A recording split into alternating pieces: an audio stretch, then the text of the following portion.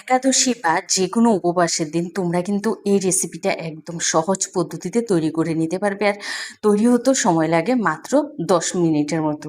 কিভাবে তৈরি করছি ছোট্ট ভিডিও শুরু থেকে শেষ পর্যন্ত আমার সাথেই থাকো। আর যারা আমার চ্যানেলে নতুন আছো প্লিজ চ্যানেলটা সাবস্ক্রাইব করে পাশে থাকা বেল আইকনে ক্লিক করে দেন, ভিডিওতে একটা লাইক দিতে ভুলো না।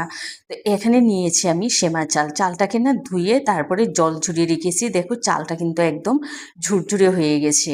চালটা জল ঝরানো পর্যন্ত কিন্তু অপেক্ষা করতে হবে। তারপর এর মধ্যে দিয়ে দিয়েছি আমি 2 টেবিল চামচ ঘি, কারণ চালটাকে কিন্তু আমি ম্যারিনেট করে রাখবো। আর সেমা চাল দিয়ে কিন্তু আজকে আমি বাসন্তী পোলাও তৈরি করব। তারপরে দিয়েছি এখানে হলুদের গুঁড়া পরিমাণ মতো, ওই চায়ের চামচে 1 চা চামচের মতো।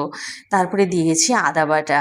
আদা বাটাটা আমি দিয়েছি ওই তোমার 2 চায়ের চামচে 2 চা চামচ, আর বড় চামচে 1 টেবিল চামচ। এবার সমস্ত উপকরণগুলোকে ভালো করে মিশিয়ে 10 মিনিটের জন্য রেস্টে রেখে দেব।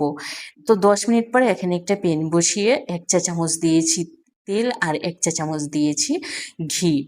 তোমার দেওয়ার পরে এখানে আমি ফোড়নে দেব তেজপাতা, শাহজিরা, তারপরে এলাচ, লবঙ্গ, দারচিনি আর স্টার এনিস আর শাহজিরা না থাকলে স্টার এনিসটা অ্যাভয়েড করতে পারো, আর শাহজিরার পরিবর্তে এমনি জিরাও দিতে পারো। শাহজিরা দিলে কি ফ্লেভারটা খুব সুন্দর আসে।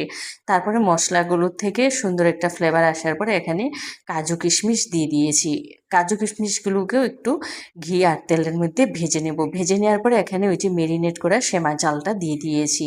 আর মেরিনেটের সময় কিন্তু আমি নুন দিইনি, এই সময় নুনটা দিয়েছি। অনেক সময় মেরিনেটে নুন দিলে কী হয় বলো তো, জল ছেড়ে আসে। তারপরে চালটাকে ভেজে নেব, ততক্ষণ পর্যন্ত ভেজে নেব চালটা যতক্ষণ পর্যন্ত না একদম ঝুরঝুরে হয়ে যায়। চালটাকে যত ঝুরঝুরে করে ভাজবে এম, পোলাওটাও কিন্তু ততটাই ঝুরঝুরে হয়ে যাবে। তো আমার এই কড়াইটা ছোট বলে এই কড়াইতে হবে না, তার জন্য আমি আরেকটু বড় একটা কড়াই বসিয়ে দিয়েছি। ওর মধ্যে সেমা চালটাকে আমি ট্রান্সফার করে দিয়ে এখানে আমি 500 গ্রাম নিয়েছি সেমা চাল, আর জল দিয়েছি 1 লিটারের থেকে একটু কম, মানে 900 ml মতো জল দিয়েছি। আর কাপে যদি বলো, আমার এটা একটা বড় কাপ, কাপ না মগ, ওই মগে আমি 1.5 মগ নিয়েছি চাল, আর এখানে 3 মগ দিয়েছি জল। দিয়ে ভালো করে মিশিয়ে তারপরে দিয়েছি 2 টেবিল চামচ চিনি। বাসন্তী পোলাও একটু মিষ্টি ভালো লাগে, কিন্তু আমি যেহেতু মিষ্টিটা কম খাবো সেই জন্য আমি কম মিষ্টি দিয়েছি।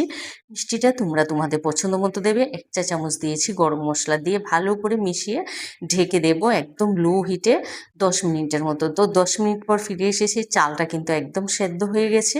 আর একটু যে জল জল ভাব আছে সেটা তোমার ভালো করে কয়েকটা কাঁচা লঙ্কা দিয়ে ভালো করে নেড়ে ছেড়ে আবারও রেখে দেবো 5 মিনিটের মতো। 5 মিনিট পর ফিরে এসেছে, দেখো একদম পারফেক্টভাবে তৈরি হয়ে গেছে।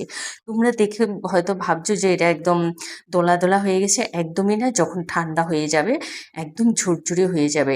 আর অবশ্যই সেমা চালের পোলাও রান্না করার সময় অবশ্যই একটু মাখো মাখো রাখবে, না হয় পরে কিন্তু একদম ড্রাই হয়ে যায়।